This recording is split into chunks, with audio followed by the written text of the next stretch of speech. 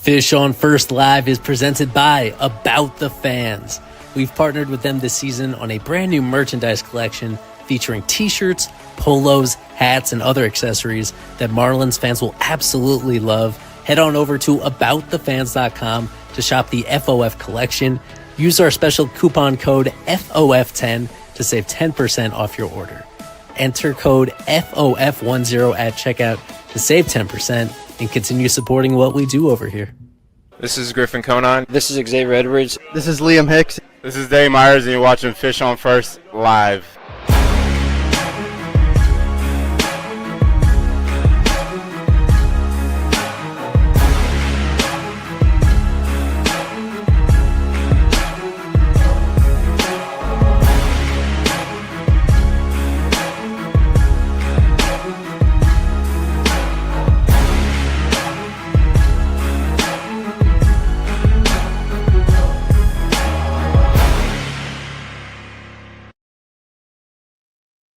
Hello and welcome to this edition of FOF Live presented by About the Fans. As you saw in our intro, you can get coupon code FOF10 on checkout for 10% off your order, including our new Gus Bus shirt. Just look at that beauty. We have a brand new shirt out. And if you don't like that one, well, we have plenty of other options for you that you can get out.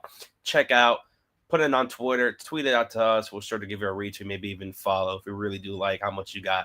But let's first introduce everyone here. I'm, of course, your host, Daniel. We have Eli, we have Nate Karsmer, we have Kevin, and we have Isaac in the press box. And joining us here tonight, Mr. Marcelo DeVivo. He has been here plenty of times, but back again for this season. Marcelo, how you doing?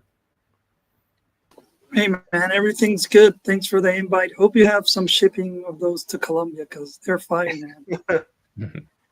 Thank you. Yeah, we've been trying to get Marcelo on for a few weeks now, so I'm glad we could hook it up at in one of the craziest times of year, coming back from this break on the heels of the draft, heading into the last homestand before the trade deadline. So a whole lot of stuff to cover on here. Yep. Starting off, let's go ahead a little bit back into the past and talk about All-Star Weekend. All-Star Week, I should say. Countless Marlins involved, including in the draft. This man here, Kyle Stowers. Let's start off in reverse. Let's start off with the All-Star game. You're seeing it right here. The NL did beat the AL. They were tied after the ninth inning. Instead of going to extras, it was a swing off, which Kyle Stowers was actually involved and picked in. I believe Jeff Passan and some other guys didn't have Stowers there as he was a replacement for Eugenio Suarez, who was injured in the game. But Eli, talk to us about this. Stowers getting a big moment to shine on national television, and he did have at least one home run. So he didn't go over, but he hit a home run for the Marlins fans. Yeah, it's amazing what one swing can do to kind of shift the narrative, because he did play in the game. He struck out twice during the game itself, once swinging and then once looking at borderline pitch. So that would be kind of unremarkable, of course, if the game didn't go into a swing off. And then, as you mentioned, he was not one of the original picks on this team in order to be one of those three guys participating in the swing off. Suarez got hit by a pitch during the game, and there was, out of an abundance of caution, they took him out of the swing off and he filled in. They ended up having him bat leadoff. I don't know exactly what the thinking there was to throw him into the fire immediately as the first one to participate on the NL side. And as it turns out, it's a really solid home run to left center, his middle swing. So that's just a good memory for him, of course, as a guy that he took some criticism from outside of the Marlins fan base, as given that, among other guys, Juan Soto got squeezed out of the All-Star game so that the Marlins could have a representative one way or the other. As it turns out, he had one of his best weeks of the season heading into the break. And so you look at his numbers heading into the break and now coming out of it, and he certainly was deserving, even though there were at times during the first half of the season where you can make the argument against him. Just really fulfilling that he was able to play so well heading into the break, then at least have this moment in there in order to just justify what continues to be, of all the crazy individual performances that the Marlins have had this year, Stowers has to take the cake in terms of a guy that is so much better than anybody could have reasonably thought heading into the year. Yeah. Nate, with this All-Star weekend, talk a little bit All-Star with Stowers. And do you like this the swing-off format that we get to see for the first time? Absolutely. I think that capped off what was probably my favorite All-Star week in recent memory. They hit it out of the park with everything, literally and figuratively. It was awesome. That swing off was great. Kind of what Eli was saying. Joining Pete Alonso and Kyle Schwarber, two guys that have already, that have been in home run derbies in the past, especially Alonso, who's won multiple, and then leading off with Stowers is very interesting, but he came through as he's done many times this year. He's a clutch player, so it was good to see Kyle do that. The game itself was awesome. NL got out, obviously, that huge lead. AL comes back late in the swing off, which I was so intrigued to see. I've been wanting to see it since they announced, I believe, a year or two ago, and we got our wish, and it was everything and more. Big day for the Kyle S's, as the Marlins tweeted out. And I wouldn't have won if it wasn't for Kyle Stowers' homer. I know Schwarber hit 3, obviously, but gotta salute to Kyle for Kyle Stowers for hitting his solo one. It was awesome. Yeah, and Marcelo, to finish off this weekend, what did you think about this game? Stowers, again, 2 strikeouts, but one had the abs challenge, and overall just about the swing off, and maybe even the abs as well, because that's something that's going to be coming up very soon. Yeah, that's what I was wanted to talk about. I think that's the most interesting part of the whole game was the challenge system. I really wanted to stick. I love it. It was crazy also to see Stowers striking out, looking at. I think he's one of the best players in baseball at swinging at the zone. I think his zone, like, called strike rate is probably one of the smallest or the lowest in all of baseball. So I thought it was awesome, or at least a little different to see him being a little bit more patient there. Got a little squeezed by it, but I love that challenge system. I really hope it sticks because, like, I'm all for, like, the human element and the stuff, but I also like to for the players to not be hosed by bad umpires. Yeah, like that a fraction of an inch. Crazy there. But what do you think about it, Eli? About the automated balls and strikes? I know it maybe didn't really favor a Marlins player, but this is something that we're going to get used to a lot, and also just putting in the All-Star game, I think, was a great decision as well. Definitely, yeah, I am on board with it, especially given how much in moderation it's going to be. Maybe 2 or 3 at most challenges per team per game, but that adds up to at most 2 minutes added to the total game time. And it's to you just hate it when umpiring ends up totally deciding the game because of that, and because we have the ability to review egregious calls when they happen at any of the bases. It makes sense to be able to review the egregious mistakes that get made here, and as it turns out, it's not like it depends game to game. So I think it would be really interesting in certain cases when you have an umpire who from the get-go is missing really by big margins, and how if he gets a couple of his calls overturned in the first inning, maybe that straightens him out for the rest of the game in a way that I think is going to be pretty important moving forward. I think any way you slice it, as long as you just set a pretty low cap on the number that can be used in the games, and it keeps things flowing along pretty well, it's a win-win for everybody. Yeah. Now let's keep going a little bit further back. Let's talk about this draft the Marlins have. 20 rounds, a lot of familiar names. If you follow college baseball and you follow this College World Series, starting off with Ivo Arquette. Yeah, if we're in Miami, it has to be a lot of FSU fans. I hope maybe watching the show. Marlins selected 3 of them. Self-play, you can check out Big Fish, Small Paw, talk to some local reporters with FSU and for Oregon State to talk a little bit about those selected players. But Nate, talk to us about this draft overall. We have plenty of time to fill until that second half, until Kevin comes on and talk a little bit of press box report. And I think we can really fill that out with this draft. There's a lot to talk about, a lot of great players here. Certainly is. Obviously, what really sits out is everyone was college. That's really, it's definitely what we definitely haven't seen before, and it's a really aggressive approach. I do like it a lot. Eli did note it that a lot of college bats, especially in the first round, have failed recently in the past Marlins development, but I like this crop a lot. There's a lot of reason to believe in a lot of these guys. Starting out with Ivo Arquette, guy's a unicorn at shortstop, 6'5", hit for power, has a good glove, good speed.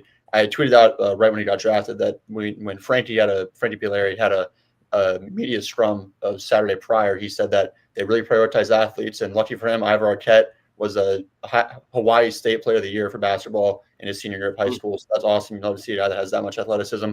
Going out of Cam Tannerella, whose stock tanked a little bit this year, but he is. If you most likely remember him from the College World Series last year, the Super Regional against Florida, when he made the Willie Mays-esque catch, probably the best catch I've ever seen in my life, especially watching that live. Bat's a little bit questionable, of course, which is why he slipped.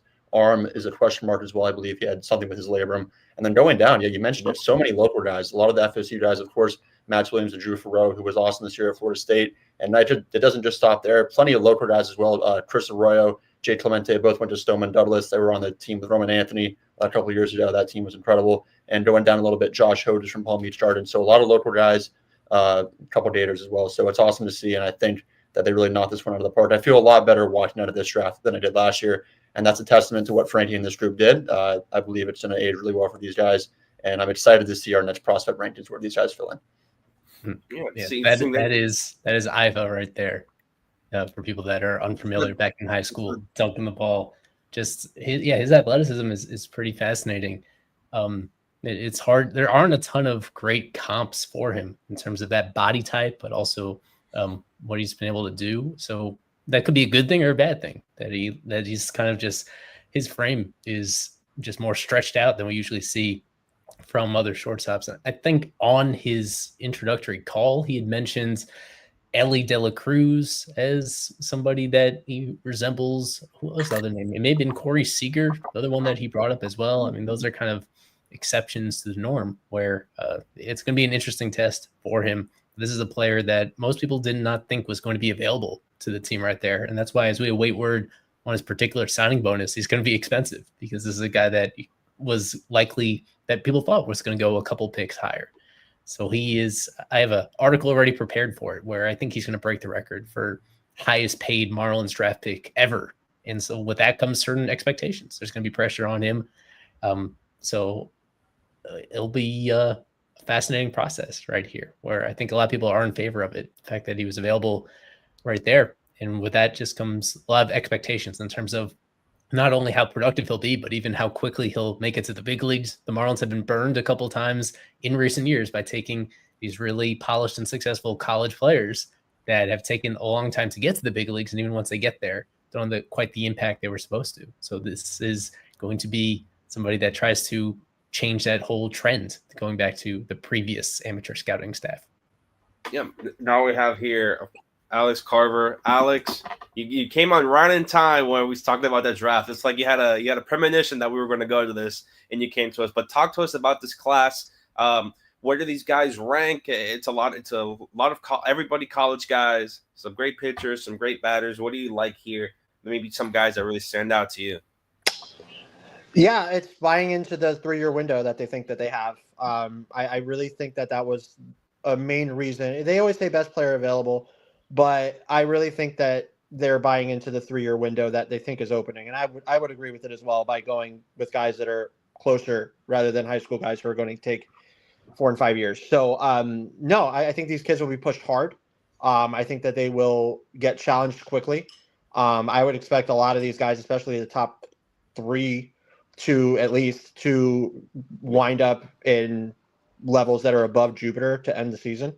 They're not going to the FCL because that level's ending. They'll probably go to Jupiter for like a week or two and probably end higher than that. I like the Arquette pick, but for different reasons than Nate. I'm not fully sold on his ability to stick a shortstop. I'm not. I really like the bat though. So the fact that the scout that signed him and the Marlins both say that he can definitely stick at shortstop, that's a lot of confidence. So we'll see. Can he do it? I think he has a chance to, but I think there's some improvement to go. The bat is good. I think it's a little bit pull heavy. He needs to fix that a little bit. The Canarella pick, same thing. I mean, a lot of people, there are split reports on this. Some say he will stick in center field. Others say he'll move to a corner. I don't think the bat is as bad as Nate said. I think it's decent.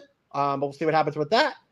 The Compton pick, I think, was a little bit of money saver, if you ask me. That guy really needs to develop the bat and quickly, at least within the first 1 to 2 years of his minor league career, if he's going to have any kind of ceiling.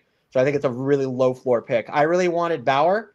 I think the Compton pick really throws off the overall grade of the first round for me. But I get they needed to kind of worry about the money as well. So I think the Compton pick throws it off.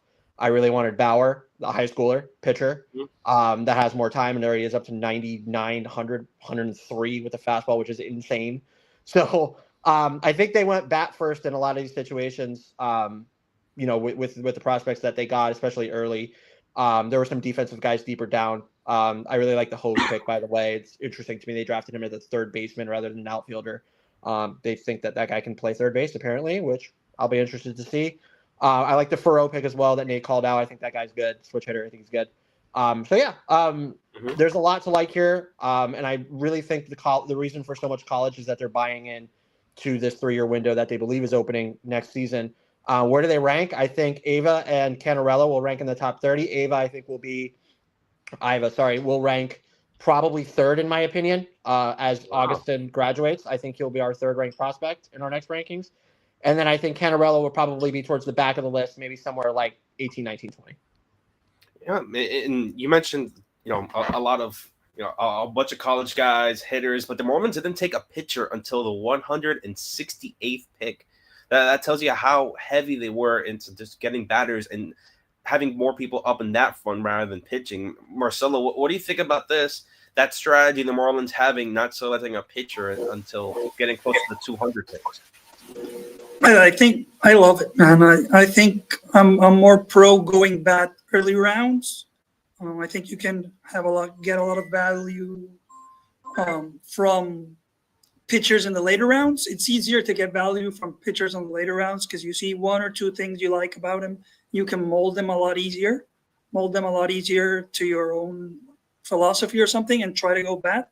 I really liked or thought it was pretty interesting that there's like a small dichotomy there because they're going the safest demographic, which is college bat, but they're going like the highest risk possible in college bat. So a lot of high power and swing and miss concerns, which is also pretty interesting to me because that's more or less like the type of profile that they've had some success with early in this new front office, right? So you think Stowers, you think Griff Conan, you think Mack, you think Alderman, which are like high power guys that have shown some development, different from like hit tool first guys and like increasing their bat speed. They haven't been able to do that.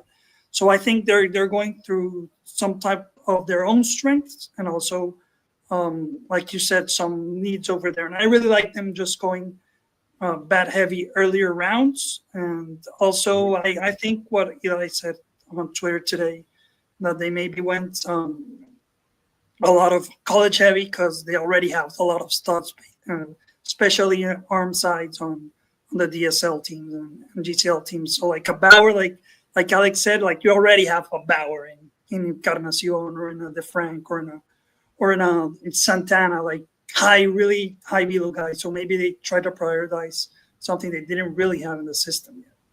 Yeah, to elaborate on that a little bit, it's incredible what they're doing in the DSL right now, where they have teenagers down there that are throwing harder than any of the minor leaguers that they have stateside at full season levels, and guys that could potentially even have more in the tank as they progress, and ones that are also performing in ways too. It's not just lighting up the radar gun, but ones that are actually pitching pretty well to this point in the season. All those guys, especially the ones that are repeating the level, are going to come over stateside next season, where it's essentially the same sort of, it's an extension, or I should say it's similar to being a prep high school player. These are ones in the similar age range that they were able to sign for a fraction of the money that it takes to draft a similar player on stateside.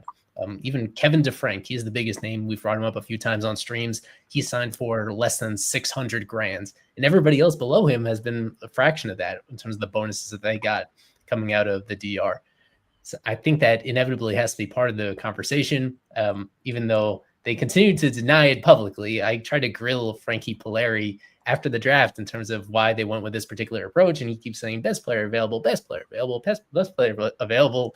I think there is a little bit more strategy to that in terms of trying to make it complementary in terms of understanding what you already have in your organization and then making the best out of who's on the board, even if they don't, in order to just kind of plug those holes, but also trying to get good talent, but ones that you're able to sign and ones that are just not redundant compared to some of the other talent you have in the organization. That certainly makes the job easier for the amateur drafting aspect of it if you're doing really well on the international side, and things are going pretty well on the international side as far as we can tell. Yeah, it just reminds, I'm not saying that any of these DSL guys are going to turn into him, but they could. It just reminds of Yuri Perez, how the old regime got him for so cheap, and look what he's doing now. So, and they have multiple guys in the system now, as Marcelo said, that are throwing super hard, nasty stuff, and just making that level look silly. So I am really intrigued. It's really intriguing to me, Eli, that none of those pitchers got selected for the TSL All-Star game, but the Marlins still do have 3 representatives and a coach, so it's okay. It's not a big deal. I would figure that at least one of those guys that you mentioned would have gotten selected, especially like DeFrank. But that's okay. We have the position players there. That's all right. Johnny Bloom got in there. He's the manager. It's cool. But yeah, I expected at least one of those pitchers to make that All-Star game, but here we are. Yeah, and just going back to the draft real quick, I love how Marcelo touched on how these college bats are, they're the safest, in theory, but and also you think about it, they're pretty much like high school guys with how high ceiling and low floor these guys are, especially how Carver talked about Brandon Compton, iffy first round pick, but if you look at the hardest hit balls of the draft combine since its creation in 2022, Brandon Compton owns 5 of the top 8, and he would put hit balls repeatedly 116 miles an hour. Didn't really have the numbers at Arizona State, but that guy is, if they really trust their hitting development, that's something special there, something to look out for. And another guy who's has all the intangibles, it looks like, the final pick of the entire draft, Cannon Patel from Western Carolina. The guy's already up to 99 on the mound. Is a good 4-pitch mix. Really interesting. I think he has a decently high floor there, so that'll be fun to watch. And then for anyone else that hasn't tuned in yet, it was my favorite segment last year, but Danny did great work talking to the beat writers of the players that the Marlins drafted. He already did Iowa with Oregon State and then the couple FSU guys. So go check that out. It's good to hear from a perspective of someone that's watched them all year. So be sure to be on the lookout for those. Yeah, just as a last on Compton, real quick, Danny. Those I love those segments that you have on Big Fish Small Pod. They're great. Just so we get like that deeper down insight into guys that have watched these guys kind of their career so far, whereas we're just learning about them. These guys already know, so you get kind of a deeper insight into like who these guys actually are versus just scouting profiles and videos. It's really cool, especially getting to know them as like professionals and people. There's a lot of details in there as well about that. So those are great shows. I encourage you guys to watch those as Danny does them after each draft. They're great. But just as a last on Compton, like you said, the raw tools, like you have it on the screen, those exit velos are for real. Like that is actually happening. Like he can hit the ball that hard. It's now going to be up to the Marlins to bring that out in a game setting, and also as a last, you're going to a wood bat. So will those velos come down? Naturally, yes. But how is he going to do it against major league stuff if he wasn't really all the way there against college stuff? So there's a lot of question marks around that player. He's not going to be good defensively. He needs this bat to be figured out in order to succeed. I just think it's a really high risk pick, very low floor player.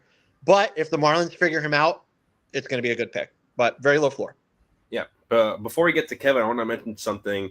Again, with all the teammates having, I talked to Liam for the FSU. I talked to Ryan from Morgan State. Ryan actually mentioned a good quote. A lot of teammates, Wilson Weber actually caught teammates with Aiden May when they were both in Oregon State, but Wilson Weber never caught Aiden May. So he was there for 4 years. He never caught Aiden, and now going to the same system, you're going to see if the Marlins know about that track, they know about that trend, see if they're going to put them together, maybe not. But of course, that's something that I found really interesting there, that they were together for almost 3-4 years, and he did not catch Aiden May at all. Wilson Weber was the backup catcher, and now last year was the starter. But yeah, I found that really interesting there. But we can talk a little more about the draft, but let's bring in Mr. Kevin Barral, who is in the press box for tonight's press box report as the Marlins take on the Kansas City Royals, which should be a good one. Lots of star players coming back from the All-Star break: Bobby Witt, Salvador Perez, Jonathan India, and Adam Frazier, who was just traded from the Pirates to the Royals, his first game as a Royal. So little trade note there. Let's see. And let's bring in Mr. Kevin Barral. Kevin, how we doing? What's up, guys? Talk to us about Adam Frazier. No, I'm kidding. How you feeling? Coming post break, we talked a little bit All-Star. How did you like that? The weekend, the draft. Give us some thoughts on the All-Star weekend. Yeah, I was a big fan of the swing off. I don't think it's the best All-Star game we watched, but it's certainly one of the more entertaining ones, especially with the swing off, just the way the game played out. A lot of runs on the board, some decent pitching performances. So I enjoyed it. we got to talk to Kyle Stowers, and I asked him, do you think this is something that the swing off should be implemented into baseball, like into the actual regular season? And he said he thinks it'll make its way eventually, but it would really change a lot. I mean, you have to think about it. I mean, you could have someone on your bench that's specifically going to be used for swing offs. And I can think of a couple players. I know one in AAA that's raking right now. A couple actually, but yeah. So I think that's the one thing you mentioned. But personally, I don't want to see it in the regular season. I think it should just stay in the All-Star game. Unless you get to like the 12th inning or something, maybe then you could think about that. But I think it should just stay in the All-Star game. It's fun like that. I don't need a World Series being How about spring decided training? if Matt Mervis is going to hit a home run and the swing off. Like, I don't need that World Series to be decided like that. But Would overall, spring I'm a call big you fan of guys it. for that? For the swing off? Would spring training even? No, dude. A game that doesn't matter at all. But Yeah. Give it to me in the World Baseball Classic, for example. the Chile de Caribe. But enough with that. Kevin, talk to us about this game, about the series coming up against the Royals team, which again made a move recently, looks like they might be buyers coming up this deadline. Yeah, it's one of those series for them that really is going to define what they're not exactly. But I mean, if you lose 2 out of 3 or get swept by the Marlins, you really have to start looking the other way. But I think this is a good opportunity for the Marlins. I guess, quote unquote, gain some ground, get some wins. I think the big storyline is Sandy, and he's the first guy they're bringing out of the All-Star break. He's starting today, and he's making 2 more starts after that. I believe it's Milwaukee. It's maybe San Diego and then Milwaukee, or Milwaukee and San Diego and St. Louis. But I think the big story is that this will be his final. Potentially, it could be his final start at Lone Depot Park as a member of the Marlins, because you have to. If you're really inclined on trading him, I think you would try to see if he finishes this start on a high. It seems like teams still really want Sandy. That's every indication that has been reported out there, that teams still want him. And there's going to be a team desperate enough and to really take on someone like Sandy, count on the upside of the potential next season, maybe see what he does maybe a change of scenery could help him. But I think there's a lot that, that's the big thing, I think, with this series. But overall, it's a good Kansas City team. I mean, Bobby Witt, you got there, Caglione playing in his home state, I guess you could say, Florida. India. Jonathan India, too, former Florida Gator, 2 former Florida Gators. So, yeah, it should be a fun series. And I think I'm really just looking forward to seeing what Sandy does tonight. Like, this is a big start for him. He actually had one of his better career starts against the Royals. So we'll see how this goes tonight. I remember that. That must have been way back in 2019 that he had that complete game against the Royals. It was a long time ago, but I still remember it pretty vividly. And I want to clarify that he is lined up to make his next start after this on Wednesday, which is the final game of the homestand. I don't think there's a scenario where this is his final start. It's more so that Wednesday one that very likely could be. And that would definitely be his last home start before the deadline. But the way they have it lined up gives him time to squeeze in those 2. And importantly, this is the only chance to give him 3 total starts before the deadline. I don't feel like that's an accident, even though that's the way that things actually lined up before the break. It seems kind of intentional that they wanted to give him every single chance, whether it is to be a trade candidate or just to every possible chance to get back on track one way or the other. A little bit surprising because the way that he was talking, how down he was after his last outing, I thought it could go the other way where they give him as many days as possible to regroup and get back on track. But an interesting call, even if the team is not exactly going to be forthcoming in terms of their real motivations behind it. Yeah, and Clayton also said that this is probably the first time all year for him that he really gets to just sit back, not think about baseball, and really just mentally reset. And let's hope that that's a big aspect that helps him. I guess the other big news, and this guy will potentially be making his final start at Lone Depot Park.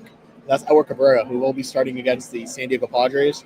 I would think it's that Monday game, but that could potentially be his last start. And I would be curious to see what happens within the next week, if he's dealt or not, because obviously if he looks good in that start against the Padres, or at least looks somewhat, like the Edward Cabrera we had seen before that start against the Orioles, I think there's a good opportunity that he is dealt, and if the team is desperate enough for a starter, like Cabrera with multiple years of control and as good as he's been, you try to move him, or at least try to get to the point where you feel overwhelmed with the offer that you have, and you move him. Yeah. What else have we seen maybe in terms of injury reports? What Clayton has talked about, maybe mentioning the All-Star weekend as he was part of the coaching staff. Just a little bit of what Clayton has talked about, and maybe some injuries. Injuries was nothing. They're all processing, like they're all progressing. Like Conine, Nardi, Brax, Weathers, all progressing. No specific thing on them. Sunoco did go on the 60-day. I did ask Clayton about that, and he said that they just didn't believe he was that close to coming back. So he'll be out for a little bit longer. But that was retroactive, so I'm curious to see what that'll look like. He wasn't here today. Spoke about Norby as well on the injury front. Obviously out 6 to 8 weeks. Norby's not here. And the plan is Pauly against righties, Sanoja against lefties, and Pauly will get the majority of that platoon. So it's a good opportunity for him. He did make some changes when he went to AAA. I spoke to some people, and it was just like some approach and posture type things that they felt he could really improve on. And also just playing every day is something that he, I think, needed. And he got to play almost every day in AAA, and he looked good. I mean, it was good. The power was there, put the ball in play. It was good stuff. And I think you're getting a big boost defensively as well with Pauly at third base as well. I mean, Norby was just struggling, unfortunately. And although it did look like he was turning the corner, with a 5-game hit streak. He had the home run in Cincinnati. Maybe, and I think he also had a hit he must have had a hit in Baltimore because he went on those hit streak. And just felt like it's finally getting going. Tough for him to go down, and he should be back in September, more or less, or late June. Yes, or late August. Yeah. What I'll say on Pauly, he did hit a handful of home runs when he was down in Jacksonville. The power is still a very big question here. He doesn't hit the ball hard consistently, and even down there, I saw his exit velos. It's like right in line with where he was early in the year, averaging 86, and he had a couple just cheap shot home runs in a way that I don't think that aspect is going to translate. It's going to be up to him. The key is that he was making just a ton of contact down there. His strikeout rate was like 12.5% when he got sent down during his time down there. That'll be important for him to put a lot of balls in play, draw his fair share of walks, because I think he's really limited in terms of the power and the base running impact.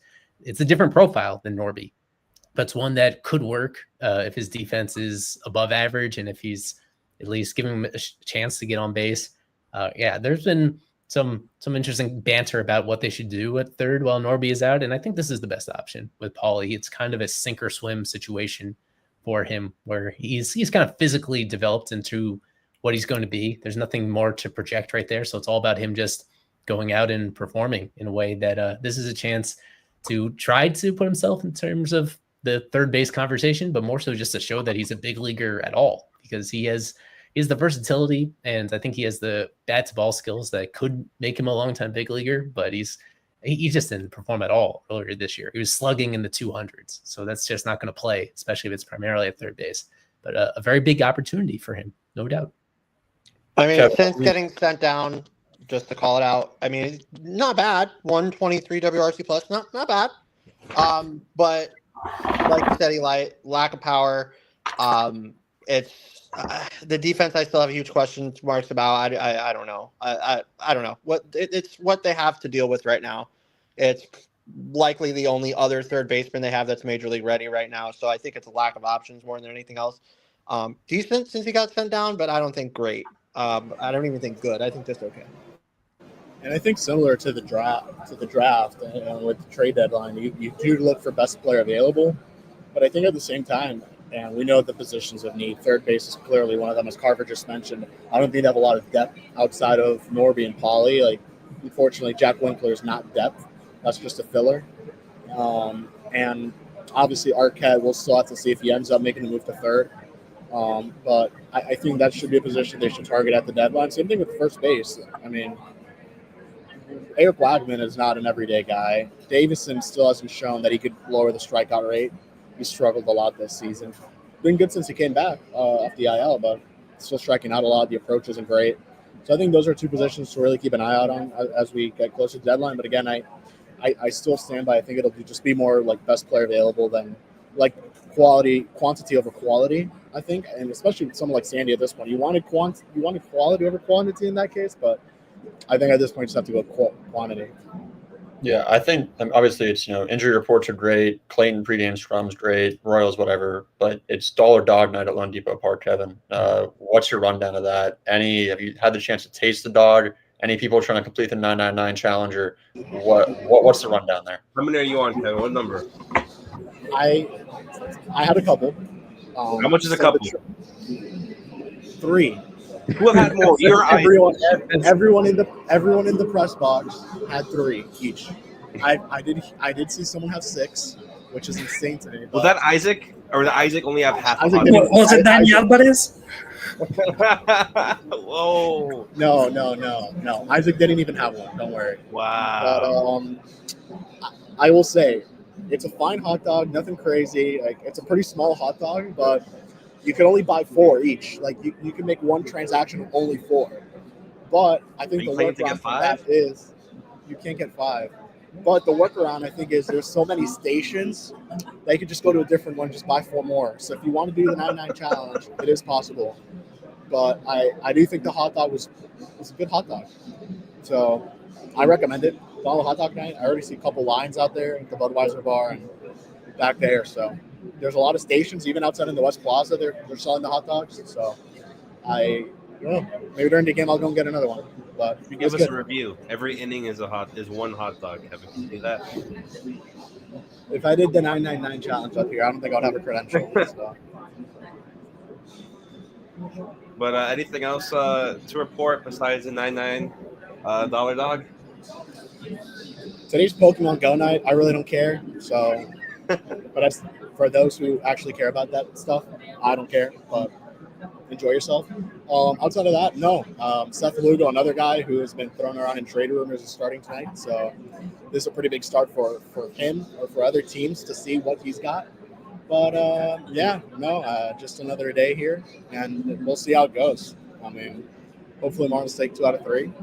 So yeah. Yeah, you sent a prediction video? Yeah, I think Carver will enjoy it. By the way, speaking of me, if Iva moves to 3rd, that clears up depth a little bit at that position. I noted that. Carver, you'll enjoy the prediction video, okay? I want you to stay on, and I need a live reaction. All right, that's going to do it. I'm waiting with bated breath for that one, Kevin. Thank you. Oh, that's going to do it for Mr. Kevin. Kevin, as he goes off into the abyss, you can check out all his content for the upcoming game against the Royals. And let's go ahead and talk about the series. Or are you guys still want to talk about the draft, the futures game, or you guys are ready to move on? I want to give Marcelo the stage because he has been he is as big a Yuri Perez believer as anybody, although I think we all kind of are to various extents. And as we come, he's as hot as anybody heading into the break. He was overshadowed by Stowers in that final game before the break. And we've had a conversation about he's one of the few guys that's untouchable at this deadline. I think everybody can agree on that for good reason. So the question is not just about holding on to him, but how long he stays as a Marlin. He is kind of top of the list in terms of potential contract extension candidates. So I wanted to hear from Marcelo in terms of why you think that should be such a priority for this team. And I'll give my side of it where I kind of agree it should be a priority, but I have some questions in terms of how it will actually get done. Yeah, I mean, I think should be potential prime candidate number 1 in the offseason, if possible in season, but I don't think that's going to happen. He's shown his stuff is as good as before or even better. Since TJ, he's controllable. He has a lot of age. He's really young, and especially he's gonna hit free agency so early that you can buy a couple of those years, and he'll still hit free agency at 28, which is still really young for a pitcher. I think he could do well. You could sell to him to extend right now, get a smallish or a solid bag that'll help you settle, and then if you're still really good after that, you have a bigger extension with us, which I don't think is going to happen, or at least hit free agency at 28, right? Because he's 23, 22, so he'll have 5 more. I think he has 4.5 more years of control, and then it's a couple more years, right? So I think his fastball especially has been insane. He lowered his arm slot like 2 or 3 degrees a little bit, and he's been insane with that fastball. It's untouchable, man. Like you're seeing some little league swings off it from a guy who's basically, it's coming because he's been basically fastball slider consistently. So a little bit of curveball, a little bit of changeup, but right now he's mowing down hitters as a 2-pitch guy. So once he gets that changeup command and that curveball command back, and that new sweeper that he's got looks disgusting, like benderish. So I think that guy's going to be top 3 pitchers in baseball for a long time. Him, Skeens, Mizorowski are probably gonna do it. And if you don't extend him right now, he'll probably get out of your price range next year because I think he's primed for a Cy Young run next season. So I think you extend him now, try to do like a Sandy type contract, and then he'll hit free agency really young still. So maybe he'll bite on that. It's just my 2 cents on it. The tough part is that he's performing too well, in my opinion. It's that combination of being exceptionally young, 22 years old, on track to reach free agency after his age 26 season. That to me is the complicating factor here. He's due to be one of the youngest free agent pitchers we've seen if he just keeps on going. And even if the performance wasn't there, he'd be highly desirable because of the fastball characteristics, because of the totally unusual size that he has, because of his ability to spin the ball, and most importantly, his ability to command all this stuff at that size, which is so rare at this point. I agree, it should be such a big priority. I've mentioned this. It is worth noting that he is the same agent that Sandy had. And when that Sandy deal was reached, a lot of people were of the opinion it was a steal for the Marlins. It certainly started off that way. Still time for it to prove to be a great value long-term as well. That was right before his Cy Young season. So the timing is somewhat similar in that regard. The thing is, I feel like he could not throw another inning between now and his free agency, and he'd still be really well compensated on the market, just because we've seen how much age is a factor in these free agent deals. I don't want to bring up Juan Soto because it's a totally different position, but it's no coincidence that he shattered records for guaranteed money because of how young he was, not because he was the consensus best player in the world, all things considered. It was because he was 25 when he had free agency. I think the more relevant name that comes to mind for me is Yoshinobu Yamamoto, who went to the Dodgers. He got 300. He right now has the record for the biggest pitcher contract ever. And he got that before he threw a single pitch in the major leagues. He was only a little bit younger, I think 6 months younger at the time than Yuri will be when he hits free agency. He got $325 million guaranteed without pitching in U.S. affiliated ball at any point. And that's off to a pretty good start for the Dodgers. And this is a guy in Yuri that I think the ceiling is even higher. There is that body of work already at the major league level that's encouraging. So he's a guy that we'll see. It's going to be difficult to thread that needle where he's not going to be demanding $325 million from the Marlins right now. He is going to be demanding, I think, a lot more than we've seen for other young pitchers that get similar extensions. Spencer Strider only got $75 million when he was signed to his deal early on in his Braves career. And even he was like several years older than Yuri is at the same stage of his career. Yeah, these guys usually don't sign that early. And a lot of it is because they themselves see the upside in terms of what they can earn when they get to free agency. So yeah, to me, if I was advising him, I would tell him just to play it out and trust that because of his measurables are so off the charts that money's going to be there long term. He doesn't have to worry about it. But I hope that they're able to persuade him otherwise. And would be hugely helpful. Well, I do agree on that. He's still a pitcher. Like we've seen awesome guys that come up, look awesome, and then sadly the injuries derail them. And if you're already gonna at least grab that bag for a couple of years, you're basically weighing 2 years of free agency versus at least securing a big bag. And you're also gonna increase a little bit of the money you're gonna make on the minimum contract you're gonna get next year, and the 3 years of arbitration. So, like, I think there's a deal to be made. And what I really think that the Marlins have to prioritize it. It has to be their number one priority this offseason. More than signing any free agent, more than trading anyone, you need to get that guy in your books to at least have him for a couple more years, because it's going to be right in their window, right? Because he's going to be free agent in 2029, 2030. You're supposedly going to be exactly in your window, so you're going to want to have that ace.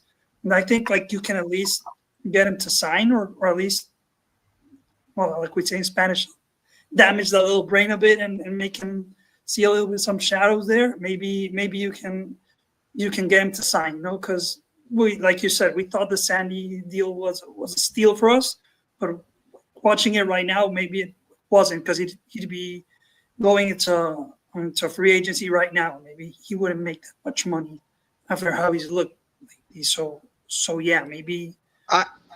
I would kind of, like, just as the last on this for me, I like these comments at the bottom about injuries. Like, it used to be when I was growing up, and I'm old, but it used to be that when you have Tommy John surgery, thanks, Daniel. When you have Tommy John surgery, you're done. Your career's over. You're out. You're done. There's no coming back. Like, you're out. Like, you'll never come back. Now it's kind of like in modern day baseball, and I think we'll agree on this, that, like, the best pitchers actually have this surgery done. And the best pitchers come back from the surgery, and they come back in a year's time.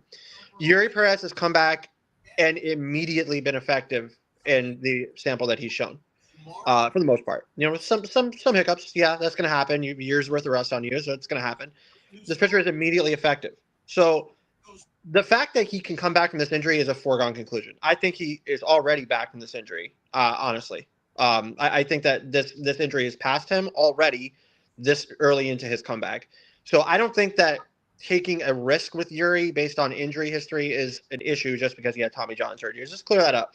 I think that the best pitchers have this surgery. He's had it this young in his career is a plus for him. Obviously, you never want to see a guy have to have surgery, but to have it this young in his career, that's a major plus for this player.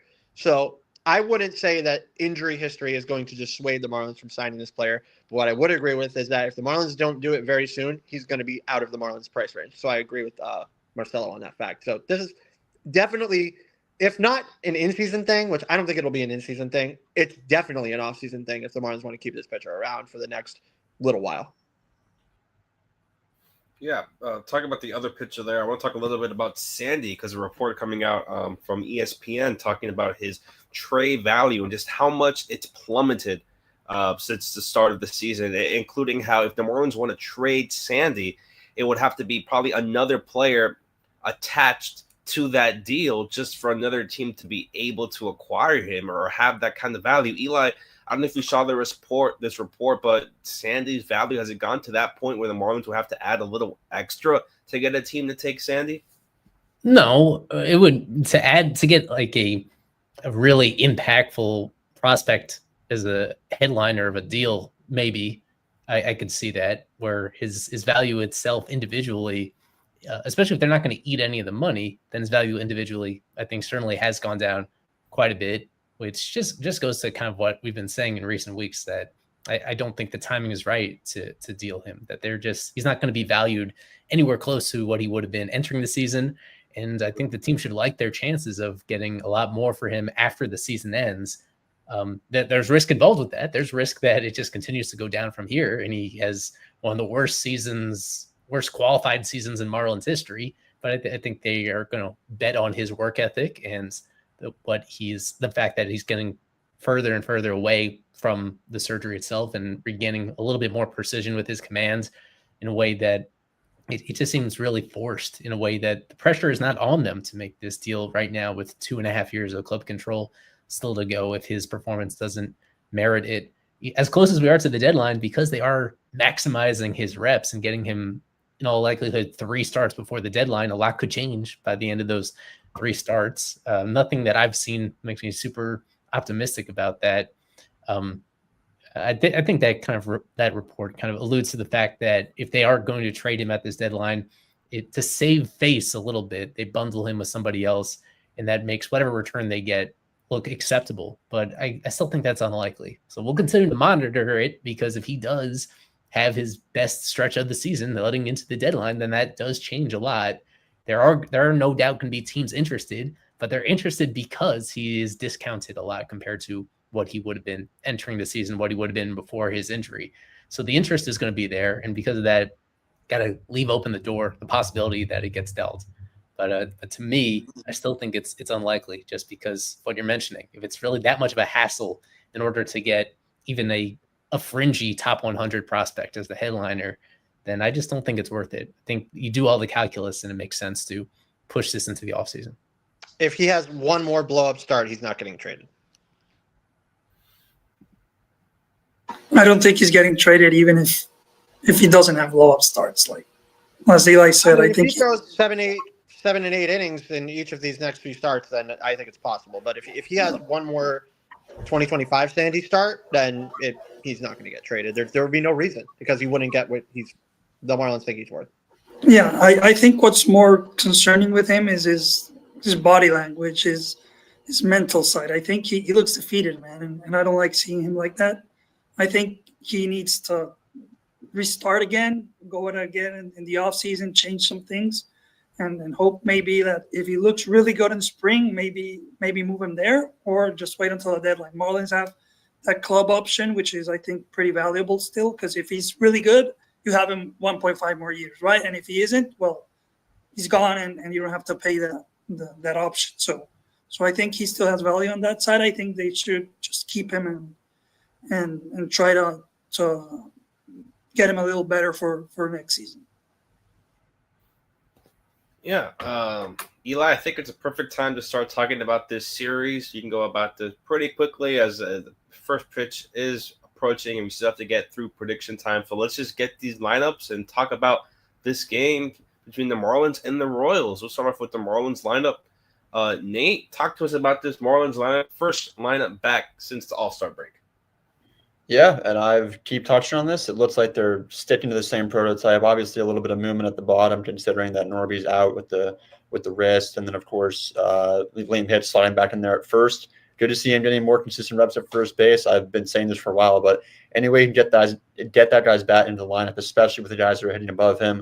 Of course, arguably the most clutch player on the team. So anyway, you can get that guy in the lineup. I certainly approve of it. Dane moving up, getting the promotion to 7th in the order, which is nice to see after hitting 9 for what seemed like forever. But yeah, overall, like to see it. Hopefully, a lot of these guys come out of the break hot, get into a good rhythm, and I'm expecting it from a couple of guys, to be honest with you, just to see. Hopefully, Gus and Stowers keep that middle of the order hot and set the table for the guys under them. It's overall, I still like it, and if you're following a prototype after now over halfway into the season, it's a check for me. It took them how long to do it, but they did it, so it's fine. Better late than never. No, you take it. And for you, Eli, with this lineup that you see here coming out of the All-Star break, Hicks, Stowers, some Myers, I kind of brought Graham Pauley now, assuming the full-time third baseman role while Norby's out, split sometime also with Sanoa. Right. Given where we are on the calendar, we got to keep touching on these trade candidates, and Jesus Sanchez has been top of mind in that regard, basically since he came back from the IL. Very quietly, it's been a long homerless drought for him. I'm just verifying it right now. It looks like 23 games without a homer heading into this one for Sanchez, where his standout skill is his ability to mash the ball. So we'll see exactly how long that continues. That's something that I think his performance over these next couple of weeks goes a long way towards impacting what sort of value he would have on the market, because the overall numbers this year are kind of meh for Sanchez. It's a little bit down from where he was the previous couple of years. Under the hood, it still looks good, as you can see there. Average exit velo is right there with the best guys on the team. The expected slugging, 486. The actual slugging is 410 this year, and you hope that gap narrows a little bit heading to the deadline. It's a question to me in terms of which teams he really represents an upgrade for. And some of that is going to be just based on what he's doing lately. The extra years of control beyond this year help his value, and he does have a track record of being very good against right-handed pitching, but it's quietly been this stretch of not great performance from him. So they continue to give him every opportunity possible against righties because he doesn't really play against lefties. It's we're looking at a pretty small sample at this point in terms of what he can actually prove between now and the deadline. Even though it makes a lot of sense for the team to shop him, he has to perform in a way where contenders actually want him. And at this moment, I think he's kind of on the fence in terms of somebody that other teams would give up anything meaningful for, unless that production really heats up the rest of this month. I'll bring up a huge fact about Sanchez this year, and that's strikeout rate. Career low strikeout rate, 21%. Huge. This guy is a guy growing up that had a huge hole in his swing. He could not cover up and in. He was terrible. They could throw him up and in as many times as they want. He would swing and miss every single time. I think in that regard, he's shortened up a lot. He's starting to foul those kind of pitches off, and he's striking out a lot less because that's no longer a hole. So I really like the fact that he's striking out less. I think the underlying metrics, as Eli pointed out, will eventually come through for this player, and he will be the guy that we saw before. His BABIP is pretty normalized. It's 312. It's not too high. I guess a little bit fortunate, but it's minuscule. So the strikeout rate for me is something that this guy, if he was going to become a full-time power hitter that he can be, is what needed to be fixed. And the fact that he's on a career low pace in that rate and he's closing that former hole in his game up and in was a huge hole for him that is now basically closed. That is absolutely massive for this player. You can look at the heat maps and you can see that I'm right. But an absolutely huge development for that player is the fact that is no longer a hole in his swing. The strikeout rate is down, and it proves that he is catching up to those pitches at least more often than he used to. And it's no longer a tipping point for opposing pitchers and in scouting reports. So a really, really great development for Sanchez. I have no doubt that he'll be even better as the second half gets on, as long as he's healthy. If the Marlins don't trade him, I'm totally fine with it. Let's just keep him in the outfield, as long as it's in the corner. Just keep him in the outfield. I'm good with it, and I think he's going to be just fine. So if they don't trade him, I'm fine with it.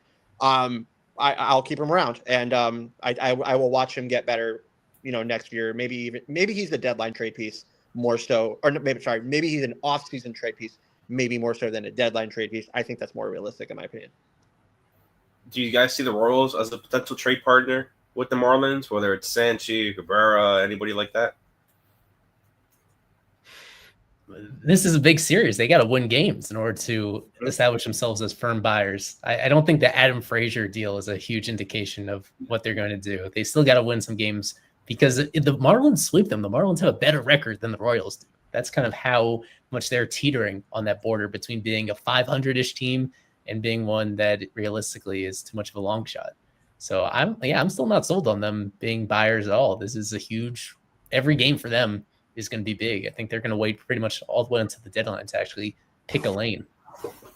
I think they'll be both. I think they'll probably try to move Lugo, but I think they may buy a guy like Sanchez with control, and you see they have a big hole in the corner outfield.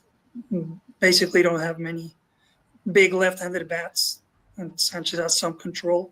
And I think the Marlins should try to move Sanchez, especially because you already have a Marcy coming up. You have Griffin next year, which are like lefties that already hit some righties, and maybe move Sanchez with some control left, try to get something back. And you have his replacements already on board. So I think they should move him. I think a team like San Diego, a team like Kansas City will look pretty good to me for him.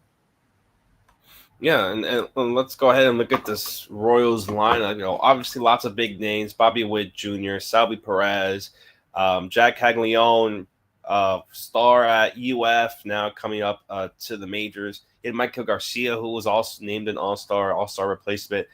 Eli, I'd love to go to you when we have the opposing team. We don't have maybe someone affiliated or covers that team, but this is a team I had a lot of high expectations for. I picked them to be in the World Series in the preseason, but talk to us about this Royals team. What you like, what you don't like. It's a lot of young guys and a lot of veterans. The offense has held them back. Several guys got off to really slow starts. Even Bobby Witt, just relative to his insanely high standards, got off to a slow start. He's finally caught fire. He has a 16-game on-base streak heading into the break. He's been awesome lately. So they're going to get the full Bobby Witt experience in this series. Salvador Perez, kind of the same thing, where he started off very slow, and he's been playing some of his best ball this season heading into the break. Other than that, it's not a lot of offense, especially from that bottom third of the lineup between those guys. They've been relying on younger players there. They added Frazier into the mix, but I don't think he's somebody you really expect a whole lot from offensively based on what he's been doing the last couple of years. And Caglione, understandably, getting a lot of attention, one of the consensus best prospects in baseball before his call up. His results have been dreadful. The underlying stuff actually looks decent. If you actually watch him play, he looks like he belongs in the big leagues. The strikeout rate, it's very Sanchez-like, the profile, where to this point, the biggest concern was the swing and miss, and that hasn't been an issue at all. There's just such a big disconnect between the power output in games and versus what it seems like he should be doing and what he has the potential to do. So you just hope this isn't the turning point. If you're a Marlins fan, you're hoping this isn't the moment where he really starts getting the results that he deserves. It reminds me a little bit of Julio Rodriguez with the Mariners a few years ago when he got off to a slow start to his big league career. The underlying stuff looked good, and then he popped off and went on to establish himself as a perennial all-star candidate. And Caglione is kind of in a similar spot where they're leaning on him a lot if they're going to perform well heading into the deadline and actually be full-on buyers. And this could be with Marlins. I think the success that they have in the series or lack thereof is going to depend a whole lot on how all their right-handed pitchers deal with Caglione, even if as deep as he is in the lineup. It's such an anomaly of a team. It really is. They are, I think, second least in baseball with team strikeouts, and you can look at those top 5 players and see it. But they're also dead last in walks. So they don't strike out, but they do not walk at all. So almost all of the damage that this team does, they do via hits because they just cannot walk. So, but they're also not striking out. So I would say that a lot of the issue with this team, it has to do in terms of quality of contact, because if they are not getting on via the hit, they're not getting on at all. And they're kind of sitting in a position where we expected them to be a little bit better than they are, as you alluded to, Daniel, especially offensively, as Eli said. So they need to walk more. They need to take more walks. Again, it's a really young team, very young team. But I would like to think that because this team can't walk, and you have Sandy Alcantara on the mound, this is a prime position for Sandy Alcantara to have a great start tonight and really show that he's going to put whatever the hell happened to him this year behind him. I think this is a good opportunity for Marlins pitching. Sandy at the main frame of that, because this team literally cannot take a walk. Yeah, and with this team, also the pitching, they have had some injuries. Cole Ragans, who easily the best pitcher on the team, transferred to the 60-day IL. You have Michael Lorenzen, who, again, it seems like is a new team every year. Lugo, Michael Waka, some of the older players as well in the pitching staff. And then you also want to go look at their bullpen with Carlo Estevez, and that's a guy a lot of teams have also been looking at. But if anyone else has anything to mention, I think this is perfect time for predictions. Oh, you're muted, Eli. Let's do it. This is prediction time. I think we're going to win a lot of games, a lot more games than you think we're going to win this year. Let us go. We're running a little late, so let's go straight into the press box predictions from Kevin Barral, Isaac Azud, and a special guest. First time being featured in one of these segments. Alrighty, Marlins Royals series predictions. I'm going to go with the Marlins taking 2 out of 3, and Augustin Ramirez will be the series MVP. Isaac? I also think the Marlins win 2 out of 3, but I'm going to go with Jansen Junk. Alrighty. I have the Royals 2 out of 3, and I think series MVP, Kyle Stowers. He's riding his high. Keep the momentum going. Alrighty, back to you, Eli. Thank you to Caitlin Polly, Miami Herald intern. She's been doing a great job all summer interning with them, for giving her prediction in there. So we'll keep track of her on the leaderboard along with the rest of our super subs, our live stream guests, and our staffers throughout this entire second half. It is still highly, highly competitive coming down the stretch of this series. As you saw right there, how many games the Marlins are going to win, and then you pick a series MVP from either the Marlins or the opposing team. Could be a hitter or a pitcher on either side. I'll get the music queued up, and then Daniel, do your thing. All right. Now let's get things going here for prediction time. And let's start us off with a little bit of a curveball. Let's have Alex Carver start things off. Sure. Yeah, I think the Royals are going to break out of what is ailing them eventually. And I think that, with a struggling Sandy, as much as what I hope that I just said comes true and he breaks out of his shenanigans. I think that the Royals are in a good position to break out of theirs as well. So, and they have too many young studs on this team not to do it. So, I will give it to one of the most highly heralded young teams in this league, especially in terms of offense. And what it could be, not that it has been so far, but I'll give it to the Royals 2 out of 3. And this guy's a star. Bobby Wood Jr. is the MVP. Eli. I have the Royals winning 2 out of 3 in this series. The Marlins are getting them at a good time, I think, where I do think these games are going to come down to the wire 3 straight days. And but I think the Royals are going to get just enough pitching in this one in order to squeeze out a series that they absolutely need. And when the urgency is on them to perform, I think they're going to get it done. Series MVP from the Royals, I'll go with Salvador Perez, to continue what he was doing so well at the plate heading into the break. All right, I'll go. And I have the Royals taking 2 out of 3. I think they're more desperate than the Marlins, especially to get to become buyers for the trade deadline and potentially make a playoff spot. And for my MVP, someone we haven't mentioned yet, I'm going to go with Vinny Pascantino, excuse me. First baseman. Tongue twister there with the name, but I'm going to go with Vinny P as my MVP. He's going to have a home run in tonight's game and the final one. What a name. I'm sorry. I think the Marlins, you guys are really way too negative for my liking. The Marlins are going to take 2 out of 3 this series. What really intrigues me is Sunday's pitching matchup between Chris Bubic, who was an all-star, but the man opposite him, absolute dog, Jansen Junk, worked 7 innings last time in Baltimore. And this, like Carver said, this Royals team loves to swing. He's going to induce a lot of weak contact. He's going to do 7 innings again. Marlins going to take 2 out of 3. Start with such enough. Out, super hot. All right, and last and certainly not least, from Colombia, Mr. I think the Royals take 2 out of 3. I don't like our pitching matchups that much, and I think the series MVP is going to be Jack Tanny Caglianone, who is going to turn it around starting this season, because that's always going to happen with us. All right, couldn't have said it better. We have 2 minutes to spare, so we got that down in time. Big series between the Marlins and the Royals. It is Dollar Dog Night, so go ahead. If you go out really quickly, get a couple dogs.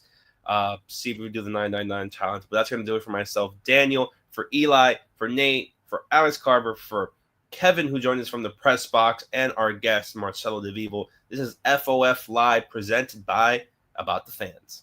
As always, go fish. Fish on First Live is presented by About the Fans. We've partnered with them this season on a brand new merchandise collection featuring t-shirts, polos, hats, and other accessories that Marlins fans will absolutely love. Head on over to aboutthefans.com to shop the FOF collection. Use our special coupon code FOF10 to save 10% off your order. Enter code FOF10 at checkout to save 10% and continue supporting what we do over here.